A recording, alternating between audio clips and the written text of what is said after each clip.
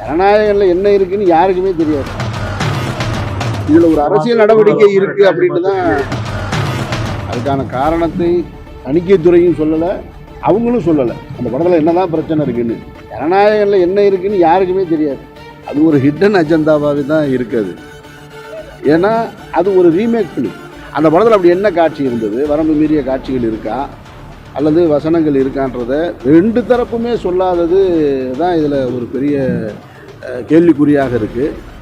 ஒன்று தணிக்கைத்துறை சொல்லணும், இந்தந்த காட்சிகள் இருக்குது, இதெல்லாம் இதை கட் செய்யணும் அப்படின்னு சொல்லணும். முதல்ல தணிக்கைத்துறை என்பது, நான் மீண்டும் உங்களுக்கு நினைவுபடுத்த விரும்புகிறேன், காட்சிகளை கத்தரிப்பதற்கான அதிகாரம் தணிக்கைத்துறைக்கு கிடையாது.